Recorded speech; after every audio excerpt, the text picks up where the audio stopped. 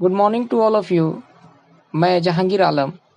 आज हमारा चर्चा का विषय है भारतीय राजनीति पर क्षेत्रवाद का प्रभाव, impact of regionalism on Indian politics. आज के इस टॉपिक के अंतर्गत हम स्पष्ट करेंगे कि क्षेत्रवाद क्या है, भारतीय राजनीति में क्षेत्रवाद का क्या अर्थ है, भारतीय राजनीति में क्षेत्रवाद के लिए उत्तरदायी कौन कौन से तत्व हैं और भारतीय राजनीति में क्षेत्रवाद का कौन कौन से रूप हैं। क्षेत्रवाद भारत में राष्ट्र निर्माण के मार्ग में या राष्ट्रीय एकीकरण के मार्ग में एक महत्वपूर्ण समस्या के रूप में खड़ा है। जातीयता, सांप्रदायिकता और भाषावाद के तरह क्षेत्रवाद भी संकीर्ण भावना का प्रतीक है। क्षेत्रवाद में व्यक्ति अपने क्षेत्र विशेष को ही महत्वपूर्ण मानता है, अपने क्षेत्र का ही विकास करना चाहता है, अपने क्षेत्र के लिए स्वायत्तता से लेकर अलग होने तक की मांग करता है। स्पष्ट है कि वह पूरे राष्ट्र को अपना नहीं समझता या पूरे राष्ट्र के हित को नज़रअंदाज करता है। व्यक्ति या समूह की इस भावना को क्षेत्रवाद के नाम से जानते हैं और इस क्षेत्रवाद ने भारत में राष्ट्रीय एकीकरण को बुरी तरह से प्रभावित किया है। आज अक्सर लोग कहते हुए सुने जा सकते हैं कि हम बिहारी हैं, तुम पंजाबी हो, हम गुजराती है, तुम राजस्थानी हो आदि। इस संकीर्ण भावना ने पूरे भारत में अलगाववाद, भूमिपुत्र अवधारणा आदि को पैदा कर दिया है। इस प्रकार क्षेत्रवाद वह भावना है जिससे प्रेरित होकर राष्ट्रीय हितों की उपेक्षा करके अपने क्षेत्रीय हितों को पूरा करने का प्रयास है। क्षेत्रवाद की भावना से ओतप्रोत व्यक्ति स्वयं को पहले क्षेत्रीय और बाद में राष्ट्रीय समझते हैं। इस प्रकार क्षेत्रवाद स्वयं में एक ऐसी संकीर्ण विचारधारा है जो व्यक्तियों में राष्ट्र के प्रति निष्ठा के स्थान पर उस क्षेत्र विशेष के प्रति ही निष्ठा उत्पन्न करती है जिसमें वे निवास करते हैं। इस प्रकार क्षेत्रवाद एक विघटनकारी एवं अलगाववादी भावना है जो राष्ट्रीय विकास के मार्ग को अवरुद्ध करती है। इस संकीर्ण क्षेत्रवाद को प्रांतवाद के नाम से भी जाना जाता है।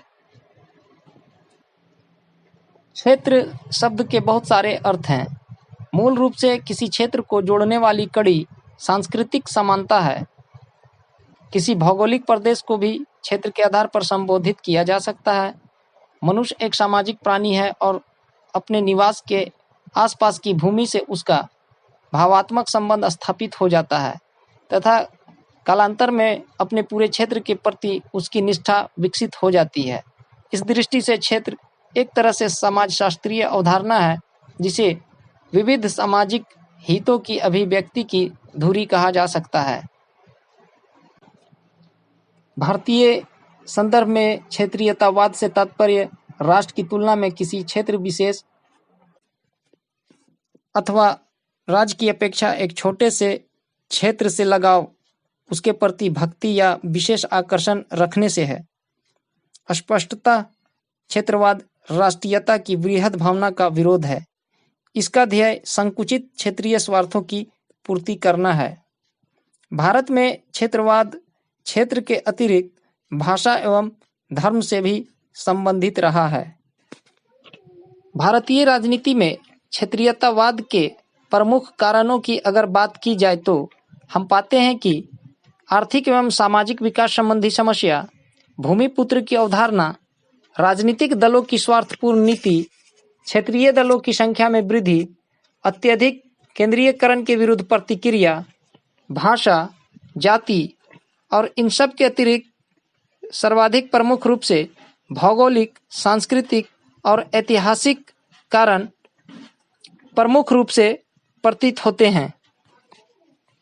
आर्थिक एवं सामाजिक विकास के संबंध में निराशा तथा आर्थिक कठिनाई एवं शोषण की बढ़ती हुई अनुभूति ने राज्य विशेष अथवा उस क्षेत्र के लोगों में संकीर्ण क्षेत्रीय विचारों को बढ़ावा दिया है। इसी प्रकार भूमिपुत्र की अवधारणा ने भी क्षेत्रवाद को काफी हद तक बढ़ाया है। देश के विभिन्न भागों की जनता में सामान्य रूप से तथा पिछड़े हुए भागों की जनता में विशेष रूप से यह धारणा विकसित हुई है कि स्थानीय जनता की रोजगार संबंधी कठिनाइयों का कारण यह है कि बाहर के लोग आकर अर्थात दूसरे प्रदेशों के लोग आकर रोजगार संबंधी अवसरों को हथिया लेते हैं। यदि ऐसा ना हो तो स्थानीय जनता को रोजगार मिलना आसान हो जाएगा। ऐसे भूमिपुत्र अवधारणा का सहारा महाराष्ट्र में शिवसेना तथा असम में असम गण परिषद ने लिया है। यदि राजनीतिक दलों की स्वार्थपूर्ण नीति की बात की जाए तो हम देख सकते हैं कि DMKI और नेशनल कॉन्फ्रेंस, असम गण परिषद जैसे क्षेत्रीय दल तो क्षेत्रीय भावनाओं को उभारते ही हैं, साथ ही अवसर पाकर राष्ट्रीय दल भी क्षेत्रीय भावनाओं को उभारने से नहीं हिचकते। ऐसी क्षेत्रीय भावनाओं से संबंध क्षेत्र में दल के प्रभाव के बढ़ने की उम्मीद होती है। इसके अतिरिक्त क्षेत्रीय दलों की संख्या में काफी वृद्धि हुई है, जो कि क्षेत्रीयतावाद को बढ़ाने का एक प्रमुख उत्तरदायी कारक है। इन सब के अतिरिक्त हम पाते हैं कि संविधान के अंतर्गत तो केंद्रीय सरकार को काफी शक्तिशाली बनाया ही गया है, परंतु व्यवहार में दिनों दिन वह और शक्तिशाली होती गई है। विभिन्न प्रकार के अनुदानों को प्रदान करने में भी राज्यों के बीच विभेद की नीति भी अपनाई जाती रही है। केंद्रीयकरण की इस प्रवृत्ति एवं विभेद की नीति के विरुद्ध प्रतिक्रिया स्वाभाविक है। इसी प्रकार भारत में भाषागत विविधता रही है। उत्तर और दक्षिण की भाषा एक दूसरे से भिन्न रही है। भाषा को राजनीतिक हथियार के रूप में प्रयुक्त करने की प्रवृत्ति बढ़ी है। भाषा के प्रश्न को लेकर उत्तर तथा दक्षिण के राज्यों में हिंसात्मक आंदोलन भी हुए हैं और राष्ट्रीय एकता इससे संकट में पड़ती है। भाषा के अतिरिक्त जाति भी भारतीय क्षेत्रीयतावाद को बढ़ाने में एक महत्वपूर्ण कारक के रूप में रहा है। जाति के आधार पर क्षेत्रीयता की प्रवृत्ति बढ़ी है। जिन क्षेत्रों में किसी एक जाति की प्रधानता रही, वहां क्षेत्रीयतावाद की उग्र प्रवृत्ति दिखाई देती है। और इन सब के अतिरिक्त क्षेत्रीयतावाद को बढ़ाने में प्रमुख जिन तत्वों ने भूमिका निभाया है, वह तत्व है भौगोलिक, सांस्कृतिक और ऐतिहासिक। भौगोलिक दृष्टि से भारत के कई राज्य आज भी बहुत बड़े हैं। इन बड़े राज्यों जैसे उत्तर प्रदेश, मध्य प्रदेश, बिहार, आंध्र प्रदेश और राजस्थान के कुछ ऐसे महत्वपूर्ण क्षेत्र हैं जो भौगोलिक दृष्टि से महत्वपूर्ण इकाई बन सकते हैं। विभिन्न राज्यों में कई भाषा भाषी एवं संस्कृति के लोग रहते हैं। उन्हें अपनी भाषा एवं संस्कृति पर गर्व है। इसी आधार पर कुछ क्षेत्र अपने लिए विशेष स्थिति की मांग सांस्कृतिक आधार पर करते हैं। इसी तरह हम देखते हैं कि राज्य पुनर्गठन के बाद कई पुरानी रियासतों को राज्यों में मिला दिया गया था। आज भी इन रियासतों के लोग यह महसूस करते हैं कि यदि उनकी रियासत का ही पृथक राज्य होता तो वे अधिक लाभ की स्थिति में होते। आइए अब हम भारतीय राजनीति में क्षेत्रवाद के विभिन्न रूपों की चर्चा करें। Different forms of regionalism in Indian politics. हम कह सकते हैं कि भारत में क्षेत्रवाद कोई नवीन घटना नहीं है और स्वतंत्रता पूर्व भी किसी न किसी रूप में क्षेत्रवाद की भावना भारत के अंदर थी, परंतु हम कह सकते हैं कि उस समय यह प्रयास उतना ज़्यादा मुखर नहीं हो पाया था जितना कि भारतीय राजनीति में स्वतंत्रता प्राप्ति के बाद हुआ। वास्तव में भारतीय राजनीति में आज क्षेत्रीयतावाद जिस रूप में पाया जाता है, वह मूलतः स्वतंत्रता प्राप्ति के बाद की ही घटना है। भारत संघ के इकाई राज्यों और संघ शासित क्षेत्रों के भीतर कई अन्य ऐसे क्षेत्र हैं जिन्हें अपनी अपनी भौगोलिक स्थिति, ऐतिहासिक परंपराओं, धार्मिक विश्वासों, भाषा और संस्कृति पर गर्व है। इस प्रकार भारत विविधताओं से परिपूर्ण एक ऐसा देश है जहां विभिन्न क्षेत्रों की भौगोलिक स्थिति में विभिन्नता के साथ साथ इन क्षेत्रों के निवासियों की भाषा, जाति, धर्म, ऐतिहासिक, सामाजिक एवं सांस्कृतिक परंपराओं में भी पर्याप्त अंतर है, जिनके आधार पर उनमें गहरा मतभेद है और वे अपने अपने अस्तित्व के लिए संघर्षरत हैं। यद्यपि क्षेत्रवाद की भावना में अपने क्षेत्र के सर्वांगीण विकास की भावना निहित होती है, परंतु इसमें पृथकतावाद की भावना भी निहित होती है, जो अनुकूल परिस्थिति आते ही क्षेत्रवाद को पृथकतावाद में बदलने का प्रयास करती है। यद्यपि स्वतंत्रता संग्राम के दौरान भी पृथकतावाद की भावना विद्यमान थी, परंतु स्वतंत्र भारत की राजनीति में क्षेत्रवाद के रूप में यह भावना और भी अधिक विकसित हुई है। देश के राजनीतिक दल, विशेषकर क्षेत्रीय दल, अपने अपने क्षेत्रों में रहने वाले विशिष्ट लोगों को अपना समर्थक बनाकर अपनी राजनीतिक महत्वाकांक्षाओं की पूर्ति करने के उद्देश्य से उस क्षेत्र विशेष की मांगों को संगठित रूप देते हैं और उन मांगों का नेतृत्व करते हैं। इस प्रकार धीरे धीरे एक क्षेत्र के लोग अपने क्षेत्र की अनुचित एवं अवैधानिक मांगों को भी संगठित होकर प्रभावशाली रूप में प्रस्तुत करते हैं और उन्हें मनवाने के लिए आंदोलन का मार्ग अपनाते हैं। इस प्रकार की मांगे राजनीतिक दबाव के कारण जैसे जैसे स्वीकार होती जाती है, वैसे वे और भी बढ़ती जाती है। इस प्रकार राजनीतिक दलों ने भारत में धर्म, जाति, भाषा, आर्थिक और अन्य क्षेत्रीय हितों की भावनाओं को भड़काकर देश भर में क्षेत्रवाद की भावना को विकसित किया है और क्षेत्र विशेष के लिए अधिकार एवं स्वायत्तता संबंधी मांगों में वृद्धि की है, जिसके परिणाम स्वरूप वर्तमान भारतीय राजनीति में क्षेत्रवाद की भावना इतनी उग्र रूप धारण कर चुकी है कि इससे भारत की एकता तथा अखंडता के लिए खतरा भी उत्पन्न हो गया है। भारतीय राजनीति में क्षेत्रवाद ने कई रूप धारण किए हैं, जैसे भारतीय संघ से अलग होने की मांग, पृथक राज्य की मांग, पूर्ण राज्य के दर्जे की मांग, अंतर्राज्यीय विवाद, उत्तर दक्षिण अवधारणा, अधिकाधिक स्वतंत्रता की मांग आदि। क्षेत्रीयतावाद के इन विभिन्न रूपों की संक्षिप्त चर्चा इस प्रकार की जा सकती है। भारतीय संघ से अलग होने की मांग, इसके अंतर्गत हम कह सकते हैं कि कुछ राज्यों द्वारा भारत संघ से अलग होकर स्वतंत्र राज्य के दर्जे की मांग क्षेत्रीयतावाद का सर्वाधिक महत्वपूर्ण चुनौतीपूर्ण रहा है। 1960 ईस्वी में मद्रास राज्य के तमिल समुदाय के द्रविड़ मुनेत्र कड़गम DMK तथा हम तमिल ने भारत से अलग होकर एक स्वतंत्र राष्ट्र के रूप में प्रतिष्ठित होने के लिए एक संयुक्त अभियान चलाया। अभियान के शुरू होने के कुछ ही दिनों बाद DMK पार्टी ने आंध्र प्रदेश, तमिलनाडु, केरल तथा कर्नाटक के एक साथ भारतीय संघ से अलग होने तथा एक स्वतंत्र एवं संप्रभु द्रविड़ गणतंत्र में स्थापित होने का प्रस्ताव रखा। चेन्नई के अतिरिक्त पंजाब में सिखों, असम में मिजो जाति के लोगों तथा कश्मीर के लोगों द्वारा अपनी स्वतंत्र मातृभूमि की मांग होती रही है। इस उद्देश्य की प्राप्ति के लिए चलाए गए आंदोलन का पंजाब तथा असम में जोर काफी कम हो गया है, परंतु पृथक राष्ट्र के रूप में उदय के लिए कश्मीर में आंदोलन अभी भी उग्र रूप धारण किए हुए हैं। इसी प्रकार क्षेत्रीयतावाद का दूसरा रूप है पृथक राज्य की मांग।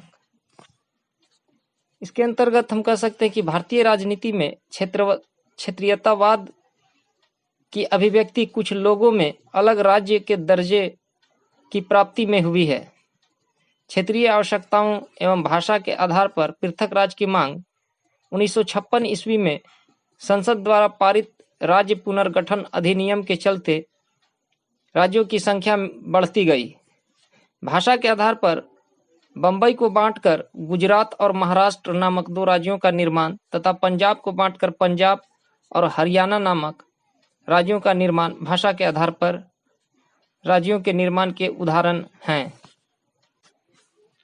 राज्यों के पुनर्गठन के बावजूद राज्यों के निर्माण की समस्या का समाधान नहीं हो सका है। समय गुजरने के साथ साथ नए राज्यों की स्थापना की मांग जोर पकड़ती रही है।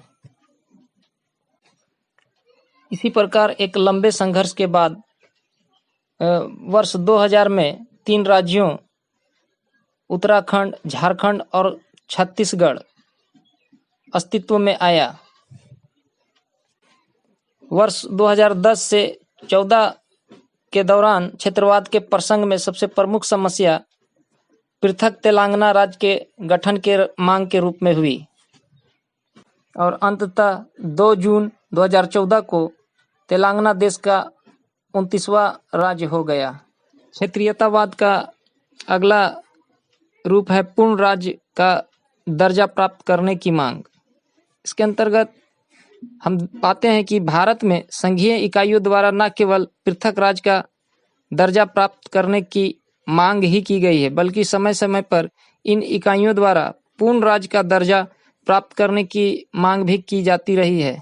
इन मांगों के परिणाम स्वरूप ही 7 सितंबर 1962 को संसद द्वारा 14वां संशोधन विधेयक पारित किया गया, जिसके अनुसार संसद ने हिमाचल प्रदेश, मणिपुर, त्रिपुरा, पांडिचेरी, गोवा, दमन तथा दीव में व्यवस्थापिकाओं के गठन हेतु स्वीकृति प्रदान की। अंडमान, निकोबार, लक्षद्वीप और दिल्ली इस विधेयक में सम्मिलित नहीं किए गए थे। 25 जनवरी 1971 को हिमाचल प्रदेश तथा जनवरी 1972 में मणिपुर और त्रिपुरा को पूर्ण राज्य का दर्जा प्रदान कर दिया गया। दिल्ली के लिए एक 56 सदस्यीय मेट्रोपॉलिटन काउंसिल बनाने की स्वीकृति प्रदान की गई। बाद में एक विधानसभा की स्थापना की गई। क्षेत्रीयतावाद के प्रसंग में अगला जो क्षेत्रीयतावाद का रूप है वह है अंतर्राज्य विवाद।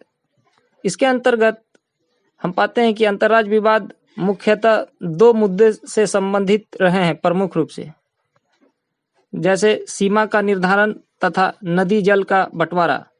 सीमा के निर्धारण के संबंध में विवाद महाराष्ट्र तथा कर्नाटक और पंजाब तथा हरियाणा के बीच पाए जाते हैं, परंतु अधिकांश राज्यों के बीच विवाद नदी के जल के वितरण के प्रश्न को लेकर ही है। ऐसे विवाद नर्मदा, गोदावरी, कृष्णा आदि नदियों के जल के वितरण के संबंध में पाए जाते हैं। इन दोनों प्रकार के विवादों के अपने अपने मनोकूल समाधान के संबंधित राज्यों में आंदोलन एवं अभियान चलते रहे हैं। क्षेत्रीयतावाद का अगला रूप हम कह सकते हैं कि उत्तर दक्षिण की अवधारणा भी रही है। उत्तर तथा दक्षिण के बीच अंतर पर बल देने के लिए सामान्यतः भाषा एवं संस्कृति का सहारा लिया जाता है। भारत के 4 दक्षिणी राज्यों ने भाषा एवं संस्कृति के आधार पर अपने को भिन्न माना है। उत्तर तथा दक्षिण के बीच अंतर को विभाजक रेखा को तमिलनाडु में डीएमके तथा एडीएमके तथा आंध्र प्रदेश में तेलुगु देशम के कार्यकरण ने और स्पष्ट करने में भूमिका निभाई है। इन सब के बावजूद क्षेत्रीयतावाद के रूप में हम देखते हैं कि अधिकाधिक स्वतंत्रता की मांग राज्यों के द्वारा की जाती रही है। विभिन्न राज्यों में गैर कांग्रेसी सरकारों ने सामान्य रूप से तथा डीएमके, एआईडीएमके, अकाली दल, तेलुगु देशम, असम गण परिषद जैसे क्षेत्रीय दलों ने विशेष रूप से राज्यों के लिए अधिक स्वायत्तता की मांग की है। इस प्रकार हम पाते हैं कि भारत में विशेषकर स्वतंत्रता प्राप्ति के बाद क्षेत्रीयतावाद की भावना काफी बलवती हुई है और इसके समय समय पर दुष्परिणाम आते रहे हैं। क्षेत्रीयतावाद के यदि विभिन्न दुष्परिणामों की बात करें तो हम कह सकते हैं कि इसके दुष्परिणाम के रूप में क्षेत्रीयतावाद राष्ट्रीय एकता के लिए घातक है। इससे राज्य तथा केंद्रीय सरकार के बीच संबंध कटु होता है। क्षेत्रीयतावाद के कारण विभिन्न क्षेत्रों में संघर्ष और तनाव की स्थिति होती रहती है। इससे स्वार्थी नेतृत्व संगठन का विकास होता है और साथ साथ क्षेत्रीयतावाद के कारण भाषा की समस्या भी आती है। जैसे क्षेत्रवाद के कारण एक क्षेत्र के लोग प्रादेशिक भाषा को आवश्यकता से अधिक महत्व प्रदान करने की गलती कर बैठते हैं। परिणाम स्वरूप भाषागत सहिष्णुता का अंत हो जाता है और विभिन्न भाषाभाषी क्षेत्रों के बीच भाषा के प्रश्न को लेकर कटुता बढ़ती चली जाती है।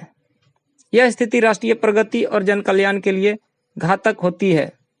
स्पष्ट है कि क्षेत्रवाद या क्षेत्रीयता की भावना राष्ट्रीय एकता, उसकी मजबूती और अखंडता के लिए एक गंभीर खतरा है। अब हम यदि क्षेत्रवाद को रोकने के उपाय के बारे में बात करें तो हम कह सकते हैं कि इसके लिए कुछ सुझाव दिए जा सकते हैं। जैसे केंद्रीय सरकार को इस प्रकार की नीति अपनाना चाहिए कि सभी क्षेत्रों का संतुलित आर्थिक विकास संभव हो सके। दूसरा, सभी क्षेत्रों के लोगों को समान आर्थिक सुविधाएं प्रदान की जानी चाहिए। तीसरा, केंद्रीय मंत्रिमंडल में सभी क्षेत्रों के नेताओं का संतुलित प्रतिनिधित्व होना चाहिए।